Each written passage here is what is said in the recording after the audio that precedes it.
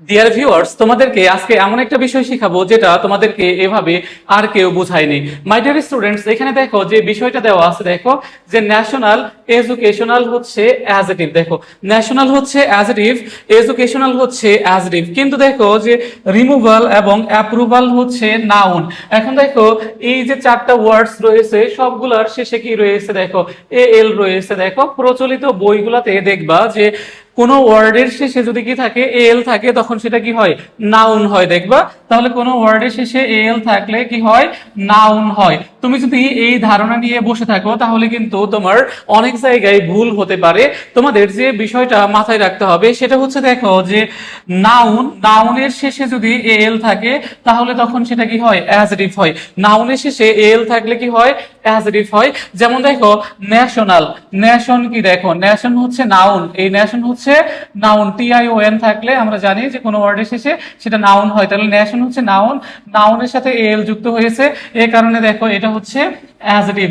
অনুরূপভাবে দেখো এডুকেশন, দেখো এডুকেশনও কি নাউন, এর সাথে কি যুক্ত হয়েছে এল, এডুকেশনাল, এটাও হচ্ছে কি দেখো অ্যাজেটিভ। তাহলে সহজেই আমরা যে বিষয়টা শিখলাম, দেখো noun plus L equivalent to কি, দেখো যে অ্যাজেটিভ।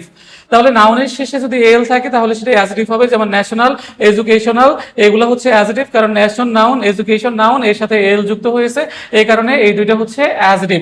আবার দেখো রিমুভাল, এখন আমরা যে সূত্রটা মাথায় রাখবো সেটা হচ্ছে, দেখো যে ভার্ব, এই ভার্বের সাথে যদি এল যুক্ত হয় তখন সেটা কি হয়, নাউন হয়। তাহলে ভার্বের সাথে যদি এল যুক্ত হয় তখন কি হয়, নাউন হয়।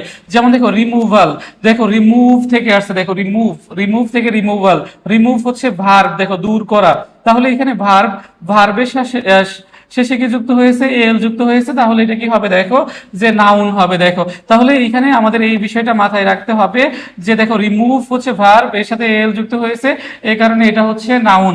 আবার দেখো অ্যাপ্রুভ, অ্যাপ্রুভ থেকে এসেছে অ্যাপ্রুভাল, অ্যাপ্রুভ হচ্ছে দেখো ভার্ব, এর সাথে কি যুক্ত হয়েছে, এল যুক্ত হয়েছে, অ্যাপ্রুভাল, এই কারণে এটাও হচ্ছে কি দেখো যে নাউন। তাহলে যে সূত্রটা আমরা মাথায় রাখবো, নাউন প্লাস এল কি হবে, অ্যাজেটিভ হবে, আর ভার্বের সাথে এল যুক্ত হলে কি হবে, নাউন হবে। এটা তুমি যদি মনে না রাখো তাহলে কিন্তু অবশ্যই পাবলিক পরীক্ষায় ভুল করে আসবে।